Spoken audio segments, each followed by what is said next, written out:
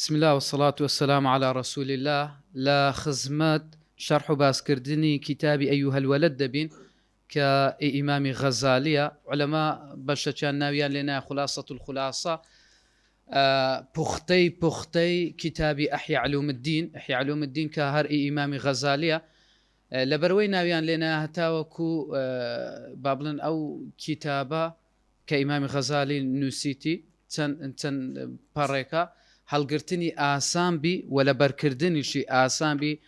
زیاتر لە بۆ تەڵەبی علم دانرایە قوتابیانی زانست دەفەرمێ بسم الله الرحمن الرحیم بەناوی پەروەردگار بەناوی خوای بەخشەندە و میهرەبان. دوو با بڵێن شت هەیە لە ئیمامی غەزالی کە ئەوەی پێ بدەین ئاماژەی پێ بدەین. یەکەم ئیمامی غەزالی لە ڕووی حەدیثەوە زۆر بە قووەت نەبووە، زیاتر لە لایەنەکانی تکە بە قووەت بووە و لە لایەنی نەحوش عولەما هەندێک قسەیان لەسەر هەیە، بەڵام ئەمە کە باسی ئەو چیایە گەورەی ئیسلام دەکەین ئەوە نییە یعنی ئەوە هەنچیمەی نەیزانێت چییە، ئەوە بەحرێک بووە ئەو پیاوە بەڕێزە کە ئیمامی حەرەمەین ناوی دەبا بەحر العەمیق، دەریایەکی قوڵ بووە لە زانست و زانیاری ئەو پیاوە بەڕێزە. بەڵام کە دڵێ لەوانە لەبەر هەندێک لە کتابەکانی هەندێک دەبینی حەدیثی ضعیف و مەوزوعی تێدایە تۆزێک ئەوە بووە با بڵێن لە علومی حەدیث تۆزێک ضعیفتر بووە، ئەگەرنا ئەو پیاوە بەحرێک و دەریایەک بووە لە علم و زانست و زانیاری. جا بە بسمیلاش کە دەست پێکرا اقتداء بە قورئان و بە نامەکانی پێغەمبەری خوا عەلەیهی سەڵات وەسەلام کە لە بۆ ملوکەکانی دەنار وەنیە بە بسمیلا دەست پێکرد. وبه نستعين وهر پشت بە پەروەردگارش دەبەستین. الحمد لله رب العالمين والعاقبة للمتقين والصلاة والسلام على نبيه محمد وآله وصحبه أجمعين. طبعا ما زور لسا الفاظ كان راناوستين هاول ددين بكورتر بختيك يعني كورتيك شرحي بكين لوی ورد لسری راناوستین. سپاس بۆ پەروەردگاری جیهانیان. طبعا الحمد لله دیارە ئەلفلامەکە ئیستیغراقە واتە هەموو حەمد و سپاسێک لە بۆ پەروەردگاری جیهانیان و سەرنجامیش لە بۆ ئەو کەسانەیە کە لەخوا دەترسن لەخوا ترسن و سەڵات و سەلامیش لەسەر پێغەمبەر بێ عەلەیهی سەڵات وسەلام محەممەد و آله محمد عليه الصلاة والسلام كآل ديار علماء خلافیان هەیە یان با بڵێن دەڵێن هەردووچی دەگرێتەوە چ خانەوادەی پێغەمبەر عەلەیهی سەڵات وسەلام چ ئەوانەی شوێن کەوتی پێغەمبەرن عەلەیهی سەڵات وسەلام. چونکە ڕەسوڵ الله عەلەیهی سەڵات وسەلام فەرمووی سەلمان منی ئال بەیت، سەلمان لەمەیە ئال بەیت. لا یعنی چەند ئەوەی تکەش هاتیە حەدیثی تکەش خۆ سەلمان لە ئال بەیتیش نەبوو فارس بووە نیە. الله أعلم دفرمون شون كوتواني محمد عليه الصلاة والسلام وهاولاني بيغمبر إخوة عليه الصلاة والسلام بقشتي اعلم بزانا أن واحدا من طلبة المتقدمين يكلا قتابية بيش كوتوكاني يعني قديم كاني أو شيخا لازم خدمة الشيخ الإمام زين الدين حجة الإسلام ملازمەی کردیا واتە لەگەڵی بووە لەگەڵ چێ ئیمام زەینەدین. طبعا ئەوە لەقەبە حجەت الئیسلامیش هەر لەقەبە. ئەبی حامید ئەوە کونیەیتی وەنیە محەممەد و بن محەممەدین الغەزالی، محەممەدی کوڕی محەممەدی غەزالی بووە. واشتغل بتحصيل وقراءة العلم عليه لەلای بووە خۆی مەشغول کردیە بە علم و بەدەسێنانی زانست و زانیاری و خوێندنی علم لەلای ئەو پیاوە بەڕێزە حتى جمع من دقائق العلوم حتى وردەکاری زانست و زانیاریەکانی وەرگرتیە واستكمل فضائل النفس و هەروەها لە فەضائلەکانی نفسی پێ تەواو کردووە و وەرگرتووە. ثم إنه تفكر يوما في حال نفسه ڕۆژێک لە ڕۆژان ئەو پیاوە ئەو قوتابیە فکری کردەوە لە حاڵی خۆی و لە باڵی خۆی، فکر لە حاڵی خۆی دەکاتەوە وحضر على باله فقال وها بەزەینی داهات و گوتی إني قرأت أنواعا من العلوم ئەمە زۆر زانست و زانیاریم خوێندیە وصرفت ريعان عمري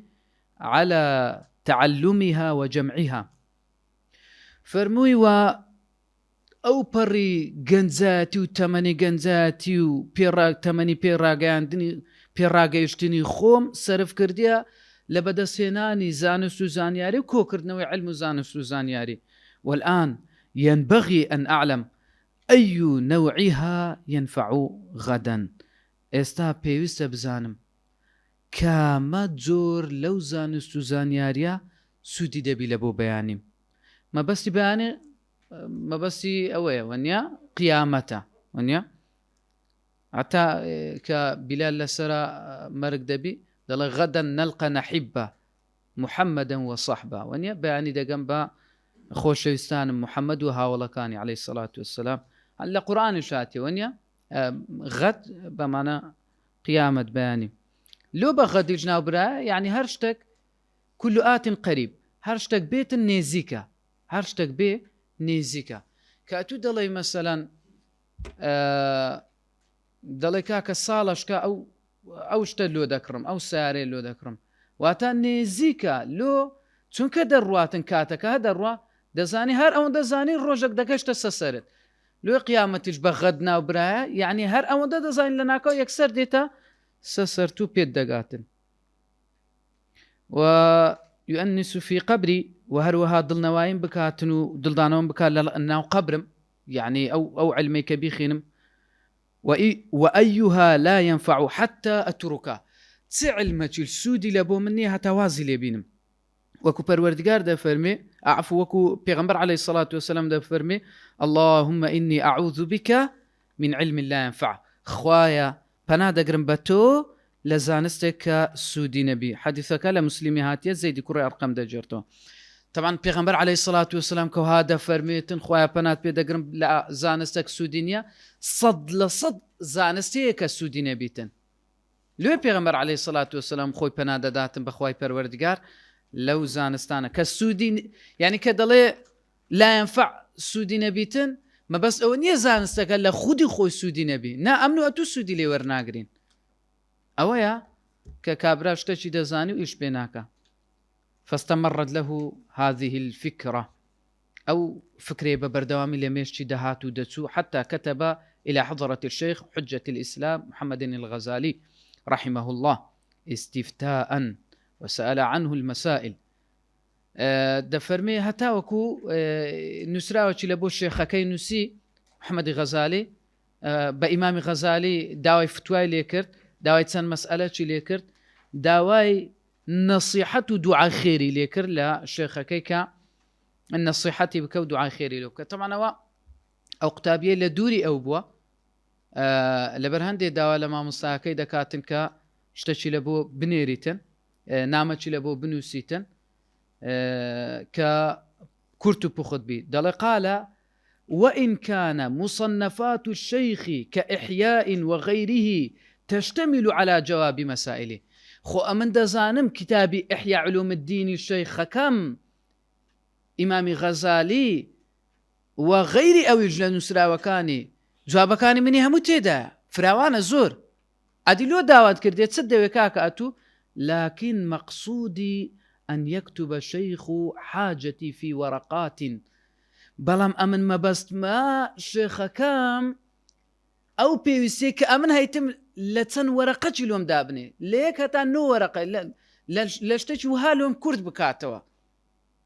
يعني دريجة بيدارنا بكورتي بختي ما بس كان بيبريتن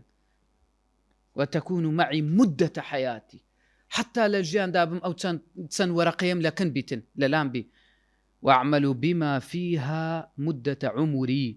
إن شاء الله تعالى وكاري بيبكم أوندي لتمنم دابي إن شاء الله. يعني أو كتاب يستاهل بردست الداية طلبتي علم كمستوى زور برزي هي لدقائق علمي خينديا شتوردكاني علمي خينديا زور قرايا الأخيري تمنى زوري بري كرديا أو جا داوالة دكا إمامي غزالي دكا كشتشي بختي بداتي كسودي بيبقيني يعني أو بختي فكرة إمامي غزالية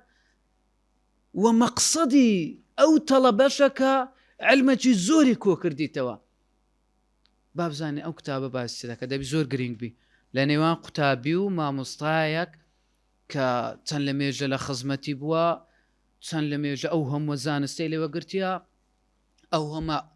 ڕیحلاتە علمیە کردیە سەفەرە زانستیەی کردیە لە بۆ بەدەستێنانی زانست ئێستا دەبی مامۆستا چ ئامۆژگارێکی بکە چ مستەوای علمیەک لە بینی ئەو دوێدا هەبێتن کام ئێستا دێنە خزمەتی سبحان الله ئەو کتابە یعنی نەوعاکە نەوعاک ژیانی دەگۆڕی بەس ئەوەی بەدڵ بیخینتەوە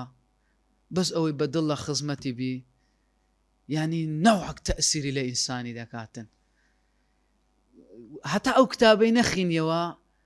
نازانی ئەو کەسانەی کە ئێستا لەو سەردەمەینە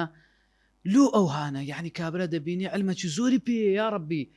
بەس ئەو کابرایە یعنی عیبادەتێکی کام یان بێسەروبەری لە عیبادەتەکانی پێوە دیارە زۆر هەیە لەک نەمە کورە لە خۆم ڕادەست پێ یعنی دەبینی کاکە دەخینی زۆری خوێندیە 12 کتاب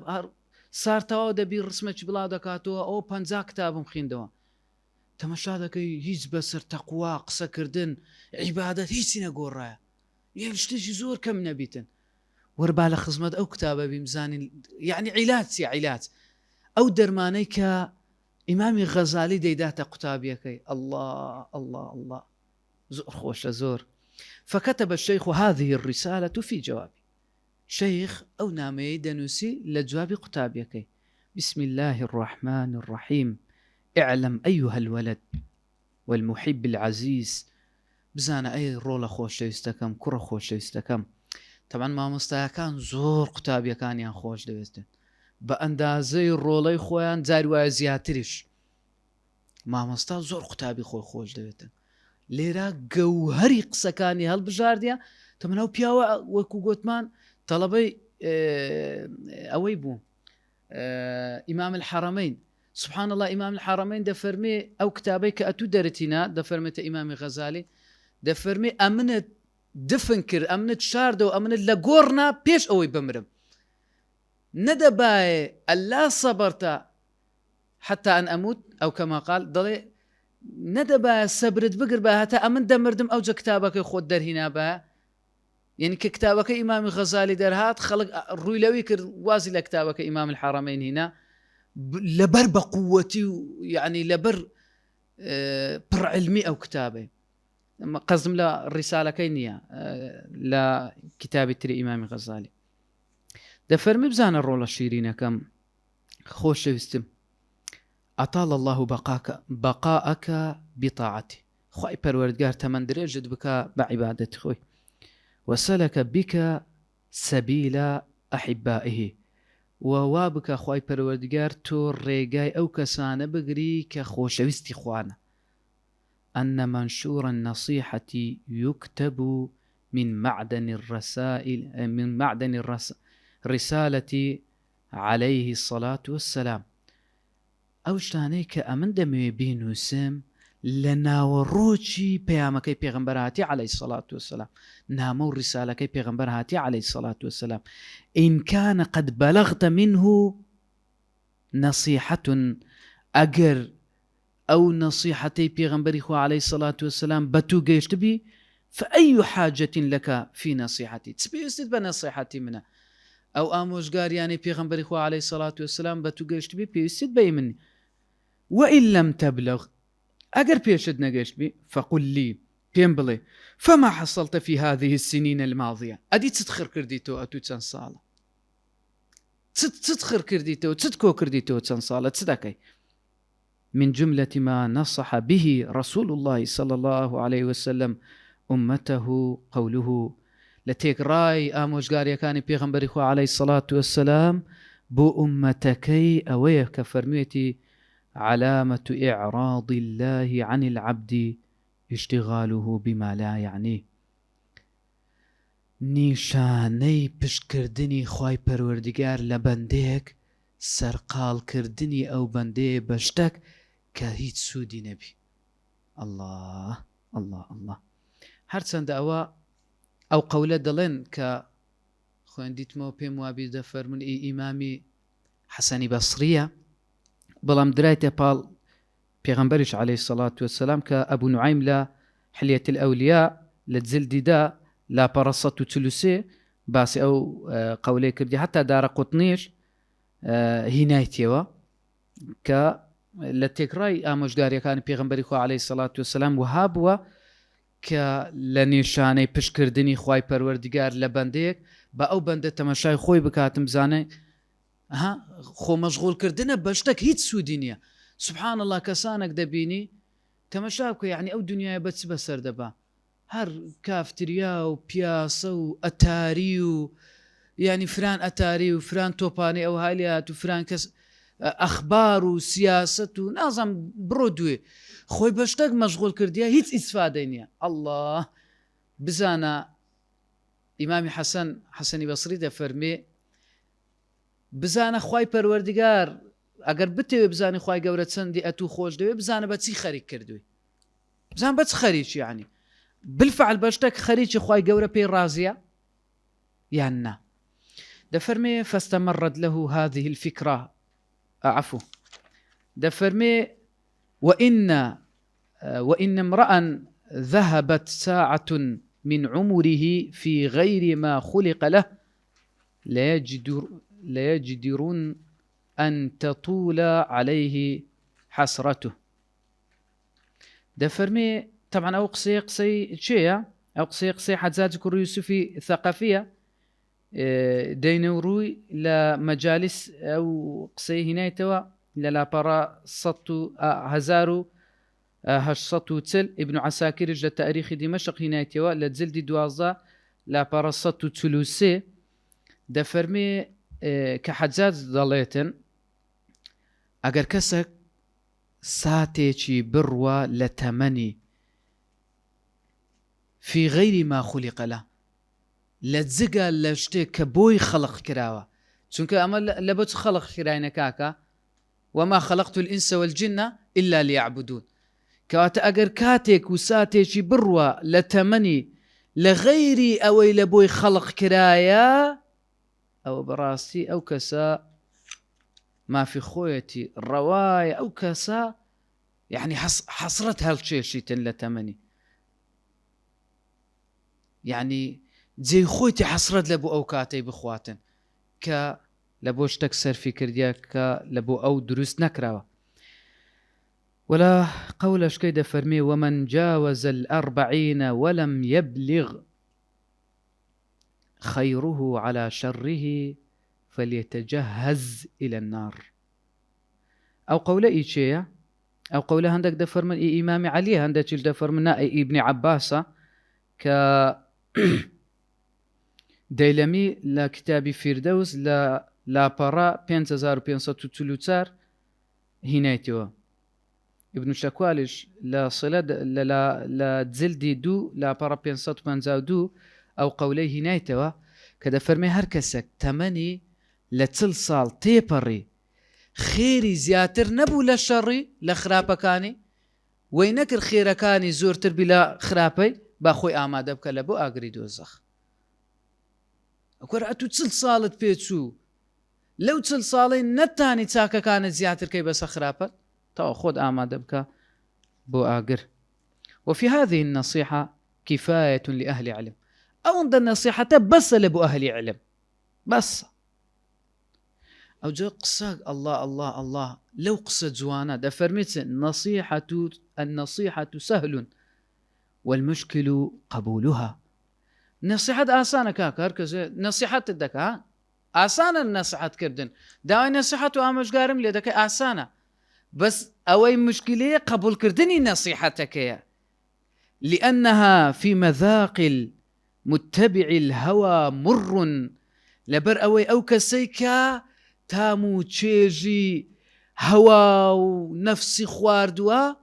أوي كتامو تشيجي ملذاتي دنياي تششتوا مر تالا كاكا كابراك اشتاك دكاتن بيدل دري أو شتي مكا كرة وتسيأتو ليمان بيملا يعني دري كرة دواز بكرة دي إن شاء الله خوالي ما خوش دبي بينا خوشا سبحان الله أويك لقر دنياي تيكربو بي لقر خوش يكاني دنياي تمشا كسا بيسا كان هلا دوشتا بيسا كانش دقرن حتا پێیان بکرێ شتی پیسیش بڵاو دەکەنەوە. قورآن لە قورآن لە سوورەی بەقەرە باسی کابرای مفسید دەکاتن وەنیە دەڵێت چە ئەمە دەڵێ ئەمە چنە ئینەما نەحن مصلحون دەڵێن ئەمە مصلحین بەڵام خوای پەروەردگار دەفەرمێ نەخ ئەوانە مفسیدن بەڵام هەز بە خۆیان ناکەن کەواتە ئەو کابرای کە لەگەر دنیا دەست لە ملانەی هەیە ئامۆژگاریش لە بۆی قورسە ئەگەنا ئامۆژگاری ئاسانە دەیکەی. إذ المناهي محبوبة في قلوبهم لكاتك كنهيكان أو شتاني خواي قورا ريقري لي كردوا خوشويست لالان بيبري مثلا بيبري زغاري مخو بي قلص زيبيتن أو تيو باسي جاري أتو أقر باسي مردن اللوكر أو هر زوزو بي قلص زيبيتن كود درد أو موضوعي بقول باسي أقر اللوكر أو هر بي أو دبي لو تسكو بخو تيكر بولا الدنيا باسي مثلا شتا حرام كأو ديكاتن كرة دواز بين لوين على الخصوص من كان طالب العلم الرسمي بتايبتي لس أو كساني كطالب علمي رسمينا يعني براستي بدوي علم زان السوزان يعني كتينا نقلب أو كساني ك مثلا دانوي أوي بكن بابلن بدستيناني بلو بوستا قيام بدستيناني اشتكى لنا وخلشي ديار بن دفرمي مشتغل فضل النفس ومناقب الدنيا أو كابرا خوي مشغول بكاتن با تزكية نفسي خوي و ناوبانجي تساق لدنيا كسكا كخلق بتساكا باسي دكاتن لقبي تساچي هي أو بياوا كطالب علم الرسمية فإنه يحسب أن العلم المجرد له وسيلة چونك أو كسواها الزكاة تنها زانز بتنها بس علمها بيتن توا أو وسيلك سيكون نجاته وخلاصه فيه دلكاك والله أو بس أوندا أتورا بخينا أوندا حديث لبربي ورا قرآني هم لبركة توا أو نجات الددا أو رزقار الدكاتن ورا أوندا كتابي لبربكا أو سركوت توا بس أوندا لبربكا أو توا ولا بوتو وأنه مستغن عن العمل وأذكر دو بيني وكابره كردوينا كاتن كدر مستغن عن عمل يعني بيوسي بكردو نبي يعني معدل أو كابره خريج علمه ببي أو كعبادتي جوان بكاتن أو علمه يعني كابره مثلا داخنته ولا سر كتابه جورو قران داخنته ولا سر باسي نوش كردن بس تا مشاكل نوشك هم بيسروا بري لأنه يعني أو خنوي أو كتابة سودية جب كأتو تكلي عمل نكر وهذا اعتقاد الفلاسفة دفرم أوش اعتقاد فلاسفة چونك هندق لفلسفة كان بس علم ياها عمل يعني نانا أوي قرباني عملوا طبعا أو لو أو قصير دكاتن لبروي بخوي يكب ولا فلاسفة كان ونيا دواء الحمد لله كوازي لو بابته هنا ولا سروا فلسفاني نوسيا بابلن اشتكاني هالوشان دينوا چونك هر کس سقلت الشارزابي زياتر يعني وكبل الرولو بابته دك اسا رسول الله عليه الصلاة والسلام تبينن زورق لنمونكاني با شوان هنايتو شوان ونيا تسكو بخو شواني كرديا كلكم راع وكلكم مسؤول عن رعيته هم تاشوان لا حديثش كده فرمي إنما يأكل الغنم إنما يأكل الذئب قرقت تشيد أخواتن أو مريكة زيابيتوا لحديثش كده فرمي تنسى كالراعي يرعى حول الحمى يوشك أن يرتع كالراعي وكو شوانا قوايا أو مرة كاني بيبي سبحان الله زورق لحديثة كاني بوهي نايتوا تكبير شيء خوي بوزانتي كا نمونكي لتزيوا لبابتكي باس كرديا سبحان الله العظيم لا يعلم هذا القدر أنه حين حصل العلم إذا لم يعمل به هسكسك قدري أو اشتنازانيتن قدري أو علم نازانيتن حتى وكو كاري بينكاتن چونکە ئەو علمەی بکە بەدەستتینە هیچ قەدری نازانی وەچ ئیشت پێکرد ئەوجە دەزانی ئەوجە دەزانی گەشتیە حقیقەت و ناوەڕۆکی علمەکەت وتكون الحجة عليه آكد چونکە ئەو علمە بزانە دەبتە حجەک لەسرت تأکید دەکرێتەوە بەقووەترە چونکە ئەو کابرای دەزانی فەرقی هەیە لەگەروەی نازانی ئەوەی کە دەزانی حجەکەی لەسەر زیاتر دەبی لەسەر ئەو کەسێک کە نازانی وەکو ڕەسوڵ اللهش عليه الصلاة والسلام دەفەرمێ إن أشد الناس عذابا يوم القيامة عالم لم ينفعه الله بعلمه بەئێشترین ئازارێک لە قیامەت کە کەسێ بیبینی ئەو زانایەیە کە علم و زانستەکەی سوودی پێنەگەیاندیە خوای گەورە بمان پارێزی وروي أن جنيدا قدس الله روحه العزيز دەفەرمێ ڕوایەت کرا لە جنەیدی بەغدادی کە تابعی بووە ئەو پیاوە بەڕێزە دەفەرمێ قدس الله يعني طهر الله روحه رؤيا في منام بعد موته لا خەودا بیندراوە پاش ئەوەی کە جنەیدی بەغدادی وەفاتی کردیە لە خەودا بینیتیان فقيل له پێیان گوتیە پێی گوترا ما الخبر يا أبا القاسم ئەو چ ڕوویدا ئەبل قاسم طبعا ئەوە کە دەڵێ ئەبل قاسم بەخۆی کونیەی پێغەمبەری بوو عليه الصلاة والسلام ونیە رسول الله عليه الصلاة والسلام لە حەدیثەکە دەفەرمێ بەناوی من ناوی لە خۆتان بنێن بەس بە کونیەی من نا وەیە حەدیثەکە باسەوەی دەکە بە کونیە نابێتن ناوی لێ ئەدیلو ئەو پیاوە کونیەکەی ئەوە کردیا کونیە ئەبل قاسم بووە دەڵێن ئەو کاتێک کە پێغەمبەر عليه الصلاة والسلام لە ژیاندا بوو ئەو کات دروست نەبوو کونیەنان بە کونیە پێغەمبەری عليه الصلاة والسلام چکە لەلای ئەو الله أعلم مسألة چوار ڕوویدا بوو کە بانجی کابرایەکیان کرد ئەبل قاسم رسول الله عليه الصلاة والسلام ئاور دەداتەوە دەفەرمێ نامە بەسمان فلانە کەس بووە فەرمووی بەناوی من ناو بنێن بە کونیەی من نا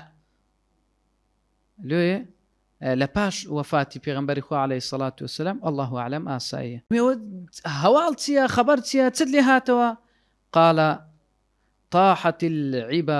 طاحت العبارات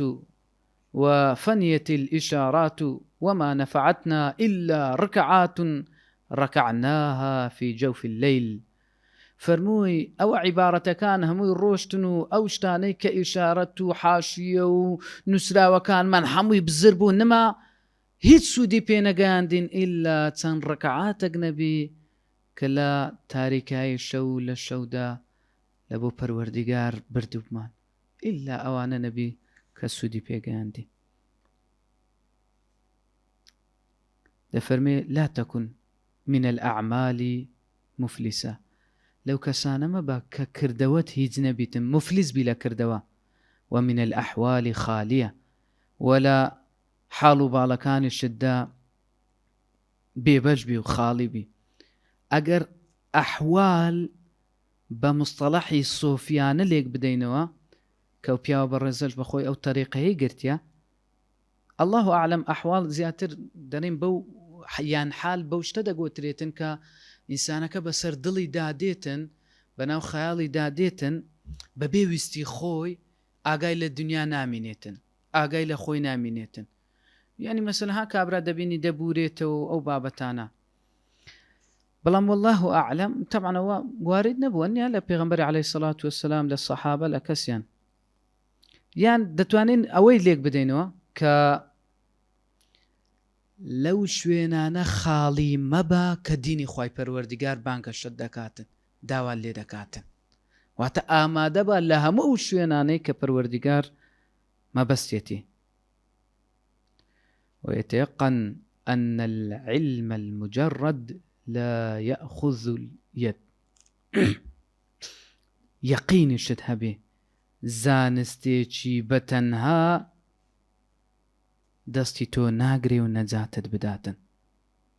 ڕزگارت ناکە زانستی بەتەنها میثاله دەزانن نمونەی زانستی بەتەنها چییە لو كان على رجل في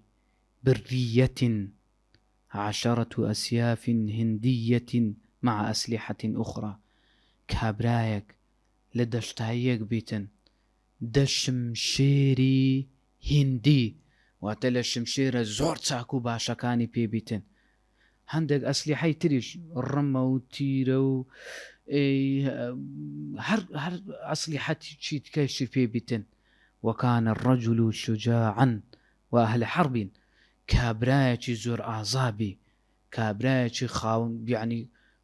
کو دەڵێ پیاوی شەڕێ بیتن. یعنی ئێستا ئەو پیاوە بە ڕێزا جەمعی هەردوو شتی کردیا لە ڕووی دەرەوە. ئەو پیاوە ئەسلیحەتێکی هۆکارەکان، هۆکارێکی زۆر بە قووەتی لەلایە. لەوەی ئێستا کە مەسەلەن کاکە ئەتو چت دەوێ یعنی لەو ئەسلیحە پێشکەوتوانێ ئێستا لەکنت بیتن. و لە ناخەوەش کابرا جەبان نییە، زۆر ئازا و ڕەشیدا، زۆر کابرایەکی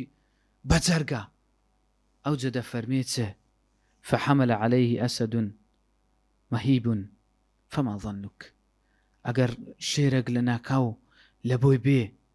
گومانی تو چییە؟ چی لێ دەکاتن؟ هل تدفع الأسلحة شره منه بلا استعمالها وضربها؟ آية بالرأيتو أو أسلحة كلكنيتي أو شمشيرة دو شمشيرة هندية بقوتك كللايتي داي باريزي لو شيريك الروبروي دبيتوا ببي بكار هنان ببي هاوشتني داي باريزيتن بالرأيتو أو أسلحة بقوتاني لقر وش بخوي زور كسيشي شجاعة داي باريزيتن لفرمي ومن المعلوم أنها لا تدفع إلا بالتحريك والضرب. دلي زاندرايا للاي همومان دزانين كا هيت سودينيا إلا بوانا بك كابرا بيجولين تو بيها ويجي چونك اگر بكاري هنا أوجه إسفادة لدك. فكذا لو قرأ الرجل 100,000 مسألة علمية، كابراك 1000 يعني 100,000 مسألة علمي بخيني وعلمها وتعلمها ولم يعمل بها، 100,000 مسألة علمي بخيني وفيري بيتنو باشا بلام إيشي بينكا لا تفيده إلا بالعمل. خصوصي بيناغاني كابرا باهر لبري بيتن بابر فراني أو مسألة أو مسألة أو هاي أجر كسك سوي ويندر أو هاي أجر أو هاي لهاد أو هاي باهر بزاني وش إيشي بينكرت ده فرمي فلا تفيده إلا بالعمل. سودي بيناغاني إلا بعمل نبي. ومثاله نموني أو كسي دزاني وچيچيا نموني أو كابراي وكو أو كسيا لو كان لرجل حرارة ومرض صفراوي يكون علاجه بسكنجب وكشكاب. سكنجبين ونيا وكشكاب. دفر من نموني أو كابراي وكو أو كابراي كتاي هبيتن يان أو كابرا زردوي هبي يعني مثلا تامي دوي تامي هيجنا كاتن ونيا حرارتي برز بوتوا درجة قرمي برز بوتوا أو كابرا يا أجر علاج زكي لكم بي سكنجوبين يعني نسيتك تيكالك لا هنجينو سركو أو کە دیارە وەکو دەرمان پێشتر بەکاریان هێنایە لە بۆ ئەو نەخۆشیێ یان کەشکاب ئاوی جۆیە مەسەلەن کە تێکەڵی دەکاتن ئەو ئاوی جۆیە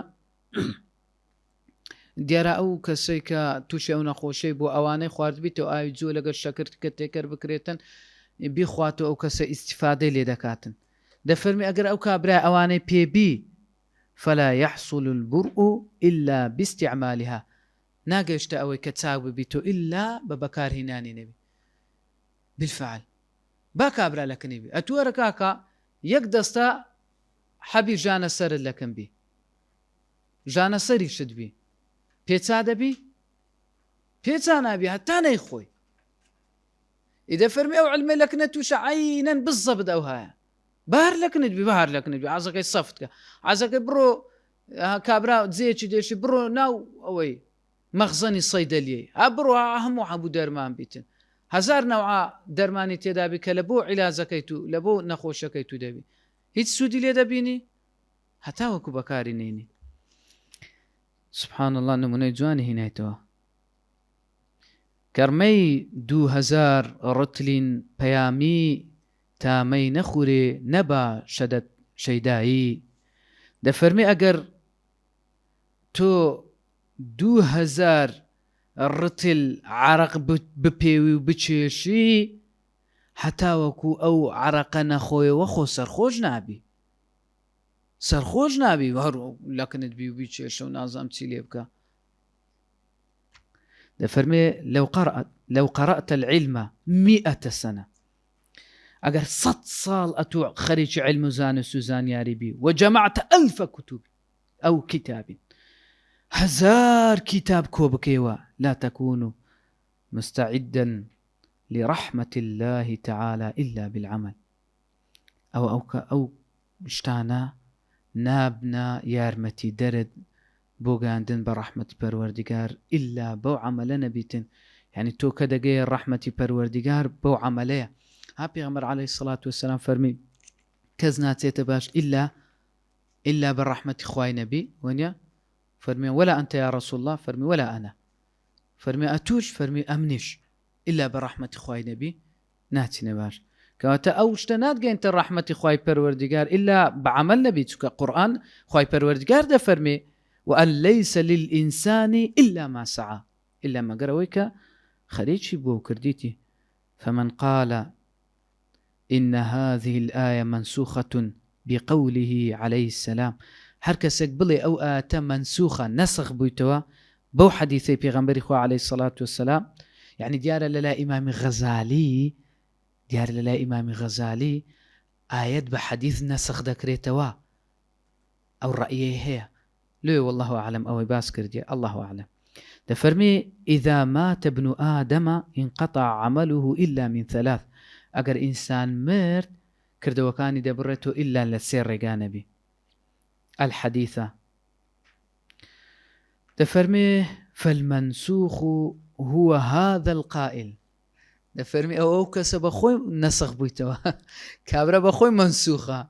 أو كدريتن أو آت منسوخة أو بخوي منسوخة أو كابرا. ولئن كانت المنسوخة أجر أو آت منسوخ باء فما تقول في قوله تعالى أدي تدري سبارت بو آتي النار أو آت منسوخ أدي سبارت بو آتي تدري. فمن كان يرجو لقاء ربه فليعمل عملا صالحا جزاء بما كانوا يعملون جزاء بما كانوا يكسبون إن الذين آمنوا وعملوا الصالحات كانت لهم جنات الفردوس نزلا إلا من تاب وآمن وعمل عملا صالحا. وما تقول في هذا الحديث أي سبارت بو حديثي تدلي بني الإسلام على 5 شهادة أن لا إله إلا الله وأن محمد رسول الله وإقام الصلاة وإيتاء الزكاة وصوم رمضان وحج البيت من استطاع إليه سبيلا. أي سبارت بو حديثي تدري كبيغمبر عليه الصلاة والسلام ده فرمي هر إسلام لسر أو بينز بنتينية بنيا دراو هموشيان كار كردنا إقام كار كردنا ونيا إيتاء صوم حج زكاة هميان بيستي بإيشكردنو عمل بيستي بعمله. والإيمان قول بلسان وتصديق بالجنان وعمل بالأركان. طبعا هو تعريف إيمانا للا أهل السنة والجماعة تعريف إيمان سيا قول بلسان قصة كردنك بزار يعني أتو بزمان دبي دام بيداني أشهد أن لا إله إلا الله وأشهد أن محمد رسول الله. وتصديق بالجنان ولناو ضل يشتوى جنان بدل قوتريا قلب. طبعا لو بي قوتريا جنان جنة جن همو أوشتاني كجيم نوني تدايا لبوشتك بكاردي كبزرة ضلش كشاراوي وبزرة جنان بدل قوتريا وبدلش براستي دابني ناكري كابرا أقا زمان ويقو بدل بي راز نبي أو كاتي دبت منافق. وعمل بالأركان وبزستشي بكرد وكانشي كاري بيبكاتن. ودليل الأعمال أكثر من أن يحصى. أو دليلاني كباسي عمل دكا باسي كار كردن دكا زور زياتر لوي كأما بتوانن بيجميرين إيش كردن بكاد بهشت هر أوي بكاركي خود بتسي بهشت زور زياتر لوي كأما باسي بكين. وإن كان العبد لا يبلغ الجنة بفضل الله وكرمه خۆ ئەگەر کابرای بەندا بگەیشتە بەهەشت بە فەزل و کەڕەمی خوای پەروەردگار ولكن بعد أن يستعد بطاعته وعبادته لپاش ئەوەیە کە خۆی ئامادە بکاتن یعنی کابرا کە بێ بستە بەهەشتێ دەبی ئەو کابرایە خۆی ئامادە بکە بە طاعات بعبادت لأن رحمة الله قريب من المحسنين چونکە رحمەتی خوای پەروەردگار نێزیکە لە چاکەکاران ئەوانەی کە چاکەکارن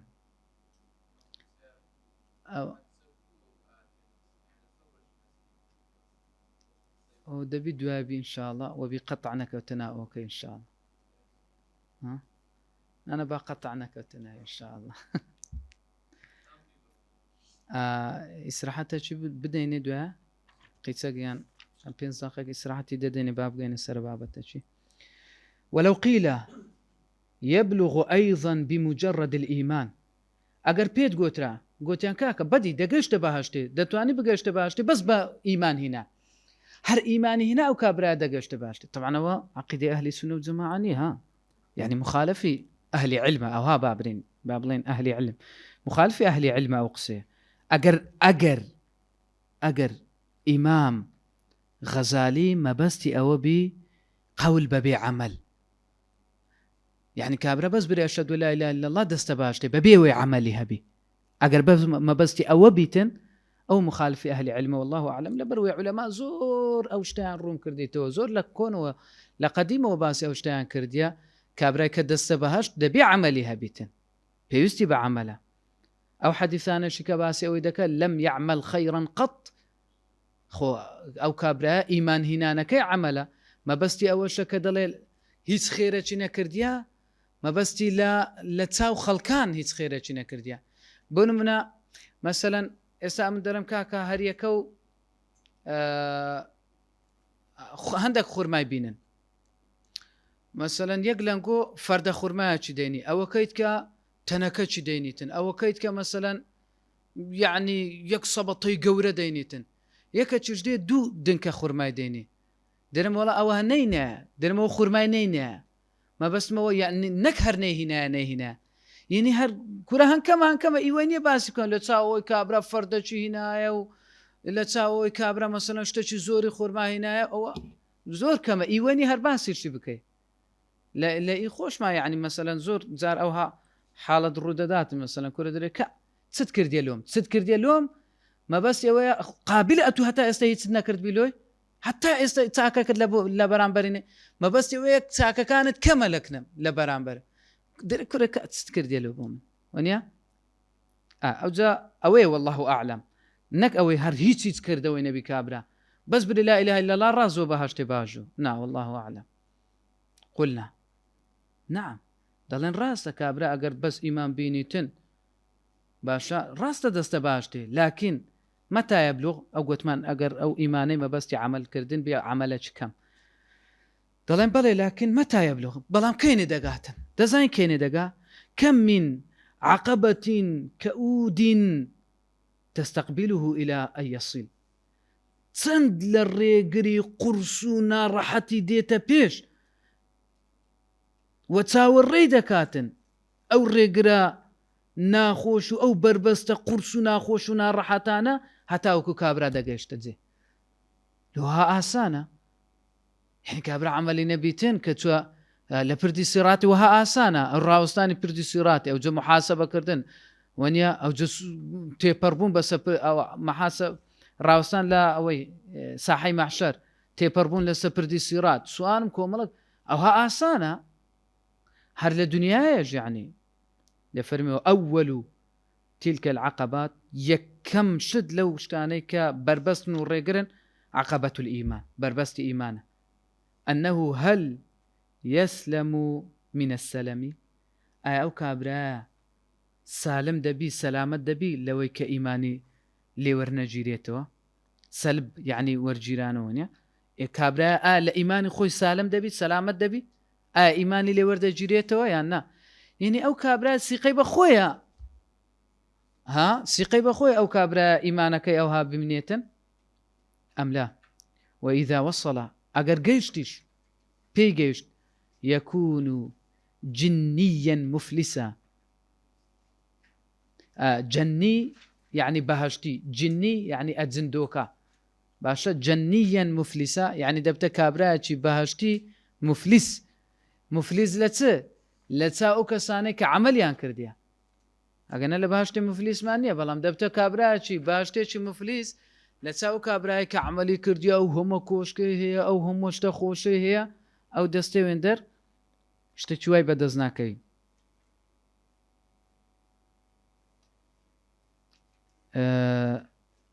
پاشان دەفەرمێ قال حسن البصري رحمه الله يقول الله تعالى لعباده يوم القيامة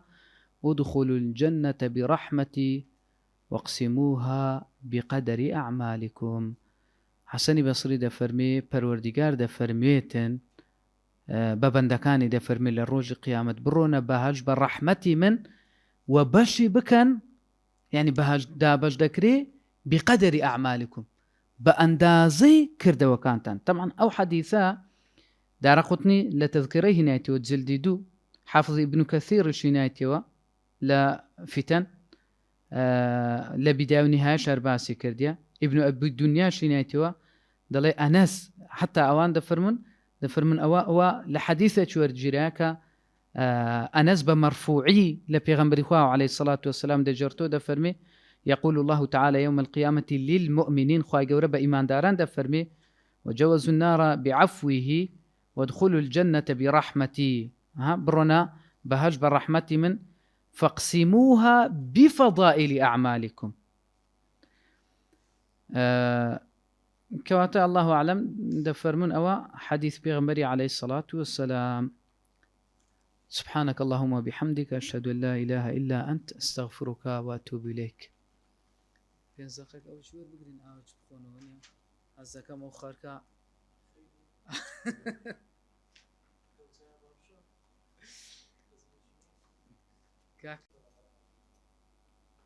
بسم الله والصلاة والسلام على رسول الله. دەفەرمێ ما لم تعمل لم تجد الأجر. ئەگەر ئەو کابرایە کردەوەکانی ما لم تعمل كابرا أو يشينكاتن لم تجد الأجر پاداش نابين تونيا كيشينكر پاداش بچ دبينيو دفلم. وحكي أن رجلا في بني إسرائيل دجرنا وكابرا لبني إسرائيل عبد الله تعالى أو عبد الله نيكاك عبد الله ونيا پروردگاري دا پرز بندات خواي گوري دكرت 70 سنة. سبحان الله. أو قصية زۆر ڕاقیە، زۆر قسەی زۆر ڕاقی، زۆر جوانە، زۆر خۆشە، زۆر یعنی بەس بە جوانی بە دڵەوە جێ لەو قسەی ڕابگرا نەوعەک گۆڕانکاری بەسەردادێ. دەفەرمێ دەجێڕنەوە لە بەنی ئیسرائیل کابرایەک بەندایەتی خوای پەروەردگاری دەکرد 70 ساڵان. فأراد الله تعالى أن يجعلوه على الملائكة. خوای پەروەردگار ویستی کە پلەی لە لای مەلایکەت دیار بخاتن کە ئەو کابرا چەند لە لای خوای گەورە بەڕێزە. فأرسل الله تعالى إليه ملكا يخبره. خوای پەروەردگار مەلایکەتی چی نارد هەواڵی پێ بدە. تەمەشا بزانە ئەو مەلایکەتە چه هەواڵک دەدا، ئەو پیاوە چ جوابەکی دەبی. الله چەند ڕاقیە ئەو جوابە. دەفەرمی أنه مع تلك العبادة لا يليق به الجنة. لەگەر ئەو هەموو عیبادەتێک ئەو هەموو بەندایەتێک کە دەیکەی هێشتان لایەقی بەهەش نییە. ئەو هەموو عیبادەتە 70 ساڵ ئەو پیاوە بەندایەتی بکە هێشتان لایەقی بەهەش نییە. لەوەی خۆشتر جوابەکە. دەفەرمێ فلما بلغه کاتێکە ئەو قسەی پێگەیشت ئەو کابرا قال العبد ئەو بەندەیە گوتی نحن خلقنا للعبادة فينبغي لنا أن نعبده. کاکە ئەمە هەر بە خۆمان لە بۆ عیبادەت دروست کراینە، پێویستە بەندایەتی خوای گەورە بکەین. الله تا یەکلای کردەوە هەموو ئیشیمە لە بۆ بەندایەتی خوای پەروەردگارە. جا ئەو بەندایەتیم گەیاندیتمە بەهەشت و یان نەیگەیاندیمە هەموو ئیشەکەم بمگەین تێیان نەمگەین تێ من خۆم یەکلای کردیتەوە هەموو شتم لە بۆ بەندایەتی پەروەردگارە. خەڵق کرایمە لەبەرەوەی ونیا لە بۆ بەندایەتی خوای پەروەردگار وما خلقت الجن والإنس إلا ليعبدون لە بۆ بەندایەتی پەروەردگار دروست کراینە. فلما رجع الملاك كاتك وملائكة تقرأ ولا پەروەردگار قال الله تعالى ماذا قال عبدي بندكم تيجو قال إلهي أنت أعلم بما قال العبد ملائكتك فرموي أي خواي پەروەردگار خۆت باشتر دەزانی لە من کە چیوتوە. طبعا پەروەردگار باشتر دەزانی لە ملائکەتەکان بەڵام پرسیار دێتەکە دەفەرمی فقال الله تعالى پەروەردگار فەرمووی إذن هو لم يعرض عن عبادتنا أو پشتی لە بەندایەتی ئێمە نەکرد کاتێ ئەو خەبەرەتدایە کە ئەو شتت پێگۆ پشتی لە بەندایەتیمە نەکرد فنحن مع الكرم لا نعرض عنه ئێمە لەگەڵ ئەو ڕێز و بەخششەی کە هەیتمان پشتی تێ ناکەین. أشهد يا ملائكتي إني قد غفرت لهم شاهد من أي ملائكة كان من لو بندهم خوش الله الله. قال رسول الله صلى الله عليه وسلم طبعا أو قصية كدلي قال رسول الله أو إي إمام عمر ونيا إي إمام عمر بلام أو بيا بريزا خواي پەروەردگار ببهشتي شاد بكاتن گۆڕەکەی پڕ نور بکە ئەو پیاوە بەڕێزە دیارە لێرە دەرچی بەوەی نەکردێ کە ئەوە قەولەکە ئیمامی عومەرە ئەمە ژە ئازایەتی خۆمان نێوە نیە هەمومان لە بۆ نەقل کرا و نووسرایەت و هەموو تەرتیبات زەبت و ڕەبت ئەوجا ئەو قسەی دەکەین ئەگەن ئەو پیاوە بەڕێزە مەسەلەن کە ئەو شتەی کردیەوە نەبی برێ وڵاکە ئاکە ئەمە دەزانین ئەو نەیزانیە نا ئەمە هەموو بەسپی کرای خرایەتە بەردەستمانە هەموو ڕێک و پێک ئەوجا قسەی دەکەین. إمام عمر كذا فرمي حاسبوا أنفسكم قبل أن تحاسبوا وزنوا أعمالكم قبل أن توزنوا دفرمي حاسبوا أنفسكم محاسبة خوتان بكن بيش أوي محاسبة بكرين بيش أوي أتو بقية لقاي خواي پەروەردگار و محاسبة لقر بكري استا محاسبة خود بكا سبحان الله در إمام عمر جاري وهابو السنج خوي دقرت لێ پرسینەوەی لەگەر خۆی دەکرد دەگو ئەی عومەر لو ئەوهات کردیە لو ئەوها دەکەی سبحان الله وزنوا أعمالكم قبل أن توزنوا کردەوەکانی خۆت بچێشەکە بزان ئەتو بای چەندی ئەو کردەوانت بای چەندیە بزان ئەو کردەوانت بای چەندیە پێش ئەوەی کە لە قیامەت لە بۆت وەزن بکرێ و لە بۆت بچێشرێتن. وهروها وقال علي رضي الله عنه من ظن أنه بدون الجهد يعني جهد يصل فهو متمن دفرمي هر كسك واقمان بباتن بدون الجهد ببي أوي هولومان دبون كوشش جهد بكاتن يصل دقيش تبهاش دقيش تخواي پەروەردگار ها فهو متمن هو بس تمنى دكاتن بقيش تو هر اون دي هي خو تمناش ناتجي كاكا تمنى ناتجي او كابرايك اوات دخوازي تمنى دكاتن هل زي خوتي تمنى دكم بمن فران تمنى دكم اوات او هابم هر زي خوتي اگر خوتي لو نجوليني وهولتي لبونا دي. ومن ظن انه ببذل الجهد يصل فهو متعنن وهر کەسێکی جوا گومان بباتن بە ماندووبوون و هەوڵ و جوهد و تێکۆشانی خۆی دەگەیشتە بەهەشت دەگەشتە لای پەروەردگار فهو متعنن ئەو بەس خۆی ماندی کردیە هەر خۆ ماندی کردنە یعنی چ بەس خۆی ماندی کردیە ئێکاکە ئەتو دەبێ هەوڵ بدەی یعنی بەس بەوەی ناگەیە ئەتو بەهەشت بەس بە ئەو کردەوەی کە دەیکەی ئەو شتەی کە دەیکەی ئادی بە چ دەگەیە چکە وتمان پێغەمبەری خوا عەلەیهی سەڵات وەسەلام فەرمووی لا يدخل أحدكم بعمله أو كما قال فرميت يقل إيوه بكردوي خوي ناس تبهشته ونيا فرمي أتول فرمي أمنيش إلا بالرحمة خواي پەروەردگار نبيتن كواتا راست أتو كردوش دكي بس هر بيستد بالرحمة خوايا عملش دكي هر بيستد بالرحمة خوايا چونکە ئەگەر ڕەحمەتی خوای لەگەر نەبوو ئەوە ناتوانی و ناگەیە مەبەست. وقال حسن رحمه الله إمام حسن رحمة خوای لێ بێ دەفەرمێ حسنی بەسری طلب الجنة بلا عمل ذنب من الذنوب الله داواکردنی بەهاشت بەبێ کردەوە تاوانەکە لە تاوانەکان. تو کردەوەی ناکەی وەڵا بەهاشتیت کورە ئادرێ باشتینە بە پێخواسی دەچین بەرێ بە پێخواسی دەچی دێ کورە دەچین پێغەمبەر عەلەیهی سەڵات وسەلام فەرمی ئەلا ئین سلعة الله الغالی ئەلا ئین سلعة الله الجنة. کاکە کاڵای خوای گەورە گرانبەهایە، کاڵای خوای پەروەردگار بەهاش گرانبەهایە وەها بەدەست نایە وەنیا مهندبوونی دێ لۆی حەسەنی بەسری دەفەرمێ ئەوەی داوای بەهشتی بکە بەبێ ئەوەی هیچ کردەوەی لۆ بکە دەرەوەش گوناحەکە لە گوناحەکانی. بەڕاستی جوانی فەرموو ئەو پیاوە بە ڕێزا. وقال عالم یەکێک لە عالمەکان دەفەرمێ حقيقة ترك الملاحظة العمل لا ترك العمل. دەفەرمێ حقیقەت ئەوەیە کە تۆ لە بەرچاوی خەڵکی کاتێک کە ملاحەزت دەکەن تێڕوان لێت ڕادەمێنن عملەکە نەکەیت لەو کاتی، یعنی لە بەرچاوی خەڵک عمل نەکەی لا ترك العمل نەک عملەکەی تەرک بکەیت. یعنی کابرەکە مەسەلەن قورئانی دەخینی برۆڵە کاکە ئەو نەفرانە لێتی بە ئەنقەس کە ئەگۆ لێرن کە بێم قورئانی بخینم ئەوە نادەڵێ ئەوەی مەکە بە ئەنقەس لەبەر خەڵکی. چونکە ڕەحمەت لە فضەیلی کوڕی عیاض بی زۆر جوان ئەو مەوزوعی پێکاو دەفەرمێ إن ترك العمل من أجل الناس رياء والعمل لأجل الناس شرك.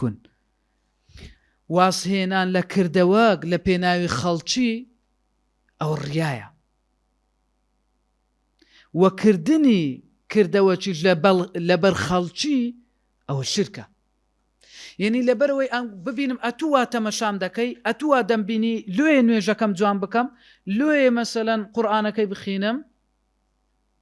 دەفەرمی ئەوە شرکە چکە تو یان با بڵێن ئەوە دەبتە بابەتی ڕیایی کە ئەتوو لە پێچای ئەو خەڵکەی ئەو هات کردیا جوانت کردیا و ئەگەر لەبەرە توش لەبەر خاتری تو کە ئەتوو تەمەشام دەکەی لەبەر خاتری تو عملەکەم نەکرد نوێژەکەم هەنەکرد گوتمەڵە ئەوە تەمەشام دەکە بانەیکەم دەفەرمێ ئەوە شرکە چکە لەبەر خاتری ئەو نەت کردیا. یعنی سبحان الله هەردوو لای خەتەرە. لێ ئەگەر ئیشێک دەکەی نیەتت خاڵسکەوە لەگەر خوای پەروەردگار لەو نقطەی زۆر خەڵک تێکەتیا ها زۆر خەڵک هەیە دەرێوەڵا کاکە مەبەستم کردەوەی چاک بووە ویستیتم ئەوەندە خێرەی بکەم وەچی دیتیتم خەڵک تەمەشام دەکا نەمکردیە نە بیکە بەس ئەتوو لە ناخەوە ئیخلاست هەبی لە بۆ خوای. زۆر جار وێ نوێژی دەکەی دەرها ئەوە فرانە کەس تەمەشا دەکە لێ ئەوها نوێژەکەت جوان کردیا ڕاست نوێژەکەت بە سەرعی دەکەی نە تێگمەدە عیبادەتی خۆت کوت دەست پێ کردیا عیبادەتی خۆت تێگمەدە بەس لەبەر خاتری ئەو جوانی مەکە و لەبەر ئەوی جوازێمەینە. زۆر جاروێ ئەسڵەن عیبادەتە کە بە ئاشکرا دەیکەی لەوانەیە ئەجری زیاتر بی لەوەی کە بەنهێنی دەیکەیت چونکە لەوانەیە کە ئەتوو کردت ئەوان کەش لە چاوت دەکەنەوە. ها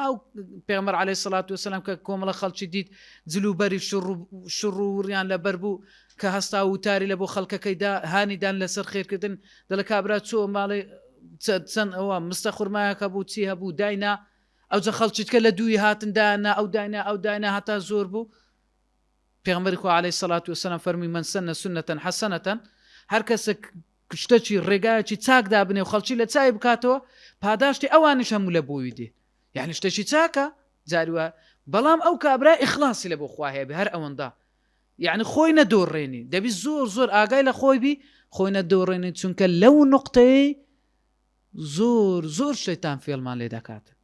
زۆر عملی بە خەڵکی تەرک کردیا ها کردەوەی زۆر بە خەڵکی تەرک کردیا لەوەی کە وا هەز بکاتم برێ کورە ڕیایە ها نایکەم ڕیایە لەبەر خەڵکی. دەڵێ قال رسول الله صلى الله عليه وسلم الكيس من دان نفسه وعمل لما بعد الموت. رسول الله عليه الصلاة والسلام فرمي عاقل و ژیر ئەو کەسەیە کار بکاتن بۆ نەفسی خۆی کار بکاتن لە نەفسی خۆی باشە عفو الكيس من دان نفسه هەر عاقل و ژیر ئەو کەسەیە کە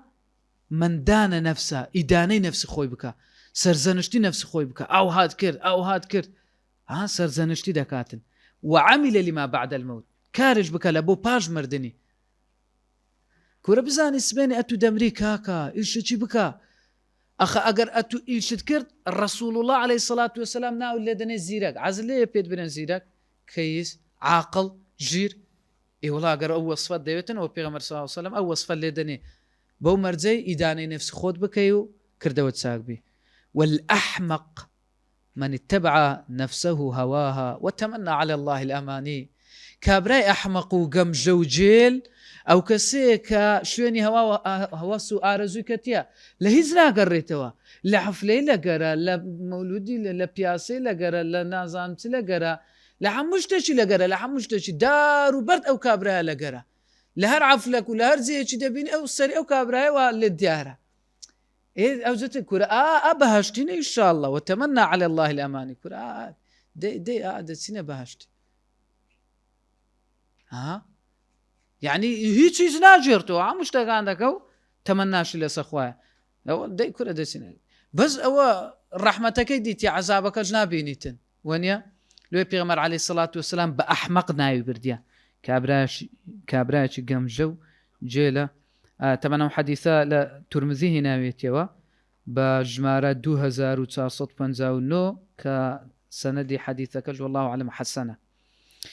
كم من ليال أحييتها بتكرار العلم ومطالعة الكتب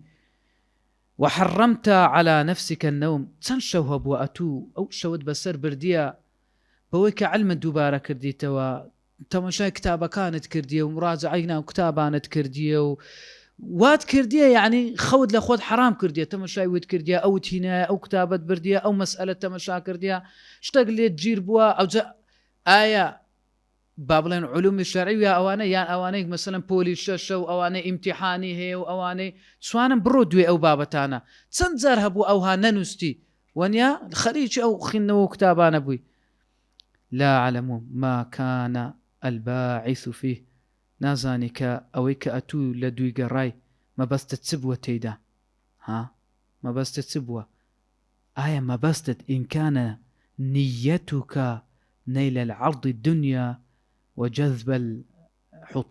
حطامها ما بس تدأوبوا نية تدأوبوا بدستيناني الدنيا والراتشيشاني خوش يكاني دنيا لبو خوت سبيني بلاتشي قورة بدز بيني خلق بباشا باسبك خلق بقورة باسك خلق بري زيرك خلق بري اوشتي دزاني سبيني لجيشي مهم داب مزري سبيني بوستاكت بدني وتحصيل المناصب منصبة الدنيا بدز بيني ومباهات على الأقارين والأمثال وخو هەڵکێشانت بەسەر برادرانت بە دۆستانت بەسەر هاوپیشانت کەسێکی دیاربی ئایا لەبەر ئەوەی وەت کردیا فەوەیل لەکە ثم وەیل لەک وەیل لە بۆ تۆ ئەگەر لەبەر ئەو شتەی ئەوەندە ماندووبوونەت کردیە و ئەوەندە شەو نخوونیت کردیا ئەگەریش وإن كان قصدك فيه إحياء شريعة النبي صلى الله عليه وسلم أجر ما بس الزندو كردنا وشريعة پیغمبر بي عليه الصلاة والسلام وتذهيب أخلاقك وكرد وكانت ساق بكي روشت أخلاق كانت زوان بكي وكسر النفس الأمارة بالسوء وش كان دني أو نفس بيسي كامي شفر من بخرابة دكاتنو بلچيش الدكا لبو خرابة أجر لبر أوي بي خريج أو علم ودراسة وخريج أو كتاب ومسألة نبي فطوبى لك ثم طوبى لك أو مجدو خوش بختي بوتو ولقد صدق من قال راسي قوتوا أو يكوتويتي سهر العيون لغير وجهك ضائع وبكاؤهن لغير فقدك باطل الله دفرمي شەونخونی چاوەکان بۆ غەیری تۆ ئەی پەروەردیگارە ضائعة یان ضائع بەڕاستیەوە بەزایع چووە شتێکی ئەگەر لە بۆ تو نەبی پەروەردیگارە وبكاؤهن لغير فقدك باطل گریانەکانیش ئەو گریانانەی گەرمەبەستی تۆ نەبێ پەروەردیگارە پوچ و باتیلە عيش ما شئت فإنك ميت بجي هر چەندی دەتەوێ بژی فإنك ميت هر دەبی و بەدڵنیاییەوە دەمری واحبب من شئت هرچی تۆ عەزت لێ خۆشت بوێ چێت عەز لێ خۆشت بوێ فإنك مفارق هەر دەبێ ئەخیری لێ جیا ببیەوە واعمل ما شئت هەرچی شت عەز لێ بیکە بە ئارەزووی خۆت چت پێ خۆشە بیکە فإنك مجزي به بەدڵنیاییەوە هەر پاداش دەدرێەوە لەسەر ئەو شتانەی کە دەیکەی چت پێ خۆشە بیکە بە کەیفە خۆت هەر پاداش لەسەر دەدرێەوە أي شيء حاصلك من تحصيل العلم الكلام والخلاف والطب والدواوين والأشعار والنجوم والعروض ونحو وتصريف غير تضييع العمر تو تشتێکت بەدەست هێناوە لە گەڕان بەناو كلام ما بس علمي كلام يعني أو علمك بأدلة عقلي بقري لدواي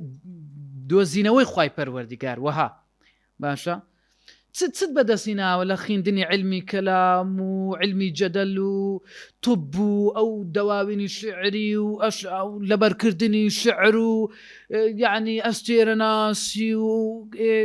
فەلەک ناسی و علمی عروض ناسینەوەی شعرەکان لێکتر و نەحو و صەرف و ئەوانە چت بەدەستیناوە غەیرە تەضەیع العمری بس ئەوەیە تەمەنت پێ بەڕێ ڕۆشتی هەر ئەوەندە تەمەنت بە زایعدایەوەتەوە بجلالی ذی الجلال بەعزەتی پەروەردیگار و جەلالەتی خوای پەروەردیگار تەمەنەوە مەبەستی چییە؟ مەبەستی ئەو کابرایە علمی بەدەستدێنی بەبێ عەمەل عەمەلی لەگەر نییە ئەگەر ناخۆ علم پلەپایەکی زۆری هەیە بەس ئەو علمەی کە عەمەلی لەگەرە پلەپایە هەیە نو کابرا بە هەر علمی هەبیتن قورآن باسی ئەوەی دەکاتن باسی قسەی ئەو کابرای دەفەرمێ فانسلخ منها ئەو ئاەتەکە دەفەرمێ حاتەمی کوڕی بەلتەعەیە پێم وابی مفەسیرەکان کە باسی دەکەن وانە بەلعومە یان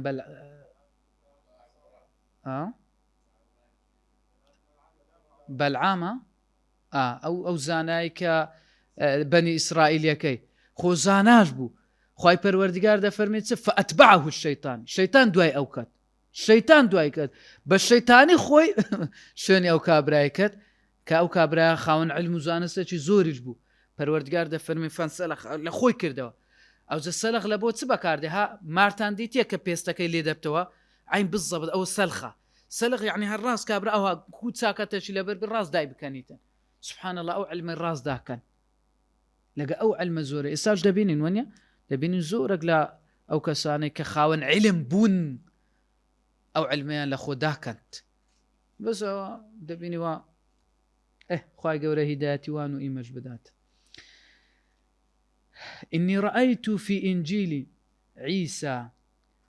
طبعا أو قصة زور خوشة براستي قصة زور خوشة إمام غزالي ده فرمي أمن لإنجيلي ديتيتم إنجيل ك لبو بيغمبر عيسى ده فرمي من ساعة أن يوضع الميت على الجنازة أو جنازة بفتح الجيم لقم مرديكيتي جنازة لەگەر دارە بازەکەیتی ئێستا بەس الله ئەعلەم لەگەر جەنازە یعنی مردووەکە ئەو کاتێک کە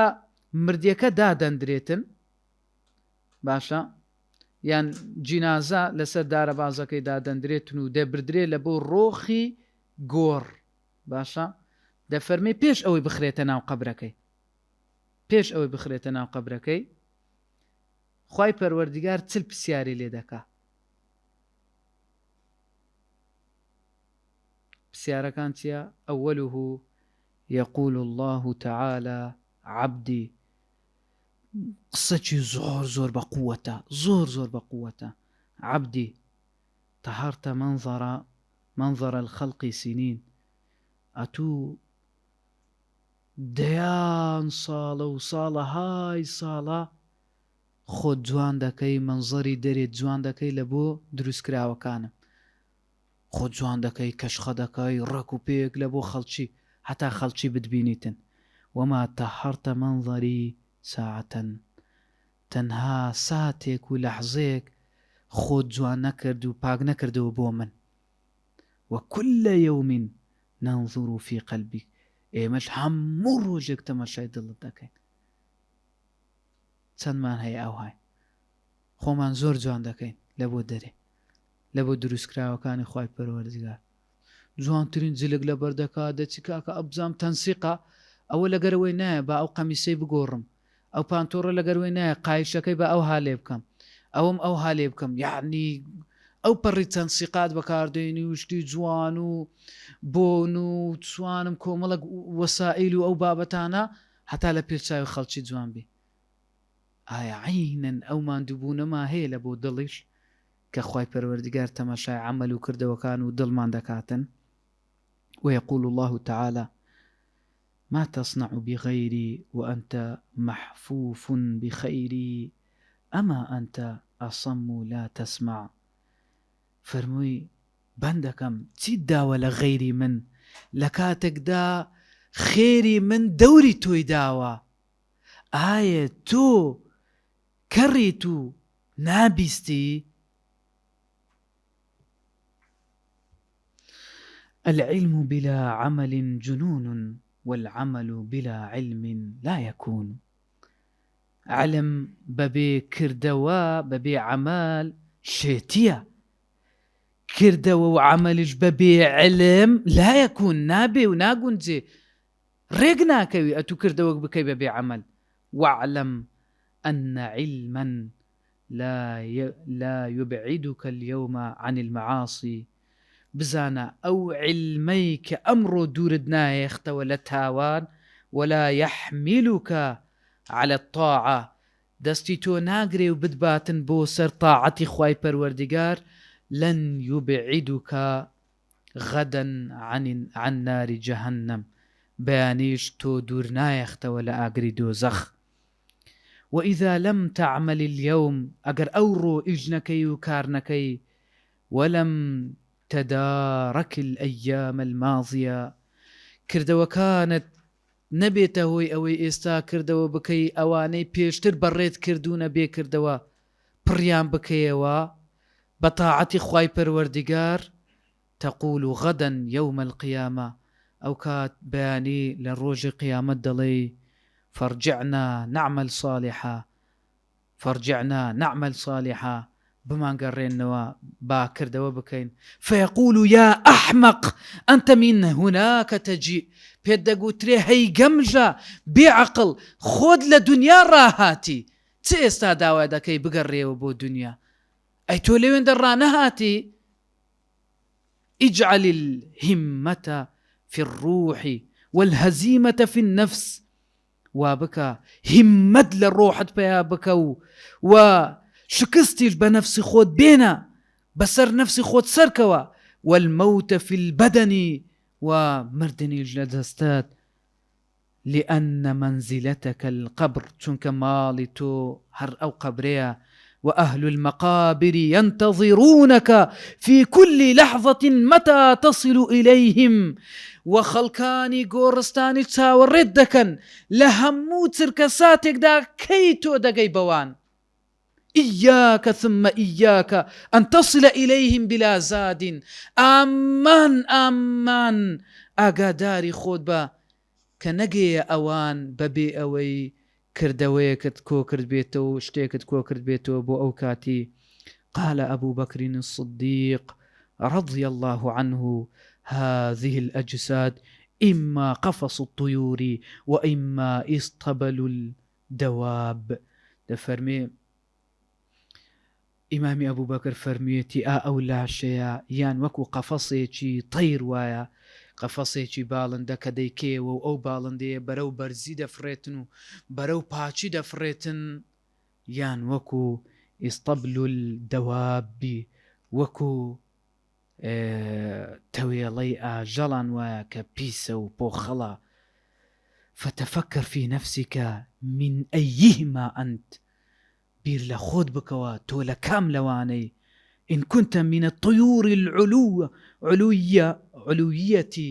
إن كنت من الطيور علوية أقرتو لو بالندا برز فراني وبرز دفري. فحين تسمع طنين طبلي ارجعي إلى ربك ئەو کاتێک کە گوێ بیستی دەنجی ئەوە دەبی کە دەوترێ بگەڕێ ئیرجعی إلى ربك بگەڕێەوە بۆ لای پەروەردیگارت ئەی نەفسەکە تطير صاعدا إلى أن تقعد في أعالي بروج الجنان تۆ بەرز دەبی و بەرز دەفڕی تاوەکو دەنیشیەوە لە بورجە بەرزەکانی بەهەشت وەکو پێغەمبەری خوا عەلەیهی سەڵات وەسەلام فەرمووی اهتز عرش الرحمن لموت سعد بن معاذ فەرموویەتی عەرشی پەروەردیگار لەرزی لە بەهۆی وەفاتی سعدی کوڕی معاذ والعياذ بالله تعالى إن كنت من الدواب كما قال تعالى أولئك كالأنعام بل هم أضل وپنا بە پەروەردیگار دەگرین لەوەی کە تۆ لەو ئاژەڵانە بی کە خوای پەروەردیگار دەفەرمی ئەوانە وەکو ئاژەڵوان بەڵکو کەمتر لە ئاژەڵ فلا تأمن الانتفاع فلا تأمن أو هرگيز أمين مبا فلا تأمن الانتقالك من زاوية الدار إلى هاوية النار فلا تأمن انتقالك من زاوية الدار إلى هاوية النار أمين مبا لويك روجيك پەڵکێشت بکەن و نەقڵبی و بگوازرێەوە لە زاویەی ماڵەکەت و لە گۆشەی ماڵەکەت بۆ ناو ئاگری دۆزەخ. وڕوویە ئەن الحەسەن البەسری ڕیوایەت کراوە لە حەسەنی بەسری کە فەرموویەتی وأعطي شربة من ماء بارد کە چەند پەرداخی گڵاسی ئاوێکی ساردیان داوەتێ فەرموویەتی فلما أخذ القدح کاتێکە جامەکەی بەدەستەوە گرت و پەرداخەکەی بەدەستەوە گرت وغشي عليه یان غشي عليه لە خۆت و وسقط من يده پەرداخەکە لە دەستی کەوتە سەرزەوی و فلما أفاق کاتێکە بەخۆ هاتەوە قيل له ما لك يا أبا سعيد ئەوە چییە بۆ لێ هاتووە قال ذكرت أمنية أهل النار حين يقولون لأهل الجنة أن أفيضوا علينا من الماء أو مما رزقكم الله فەرمووی خەڵکانی دۆزەخم یاد کەوتەوە کاتێککە ئەو تەمەنایەیانە داوا لە ئەهلی بەهەشت دەکەن دەڵێن هەندێک ئاومان بەسەردا بڕێژن یان ئەو نیعمەتانی پەروەردیگار بۆ ئێوەی هێناوە هەندێک لەو نیعمەتانەمان بدەنێ ئەوم یاد کەوتەوە بۆیە ئەوها لە خۆچوون.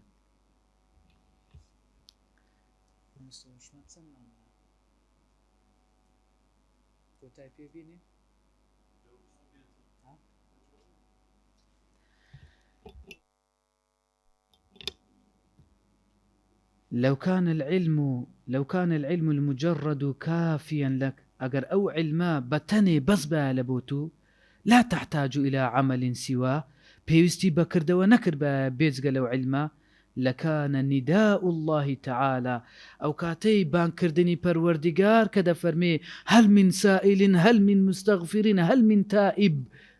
ضائعا بلا فائدة كپروردگار داوا دكا چه هي داوام لێ بکاتن واتە عمل بکە چێ هەیە ئەستەغفر الله بکە و داوای لێ خۆشبوون بکە واتە ئەو کردە کابرا کار دەکە و عمل دەکا چێ هەیە داوای لێ خۆشبوون بکاتن ئەو کاتی بێسوود دەمناوە بە بێ ئیسیفادە بوو ئەگەر بەس بمان گوت بە پێویستی بە عیلمە و پێویستی بە عمل نییە. وروي أن جماعة من الصحابة رضوان الله عليهم أجمعين روايات كرا لكومالي للصحابة رضا ورحمة إخواي پروردگار لهم ينبي وذكروا عبد الله بن عمر عند رسول الله صلى الله عليه وسلم باس عبد الله كر إمام عمر ينكر لله بيغمبر إخوة عليه الصلاة والسلام أي الفرموي نعم الرجل هو لو كان يصلي بالليل باشترين بياو عبد الله أقر نيجي بكربايا بشو. وقال عليه الصلاة والسلام لرجل من أصحابه يا فلان لا تكثر النوم بالليل فإن كثرة النوم بالليل تدع صاحبه فقيرا يوم القيامة. و پیغمبر خوا عليه الصلاة والسلام با يقلها ولكاني فرموا أي فلان كس زۆر من و بە شەو چونکە زۆر نووسن بە شەو وا لە خاوەنەکەی دەکا فەقیری ڕۆژی قیامەت بی طبعا ئەو ئەثەرە کە حافظ ابن منذیر دەفەرمی احتماله يحتمل أن يكون حسنا احتماله أو أثر حسن بي الله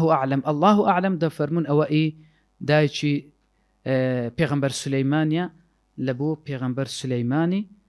ئەو شتە باز دەکا ئەلێرە إن شاء الله كوتاي بيدينين سبحانك اللهم وبحمدك أشهد أن لا إله إلا أنت أستغفرك وأتوب إليك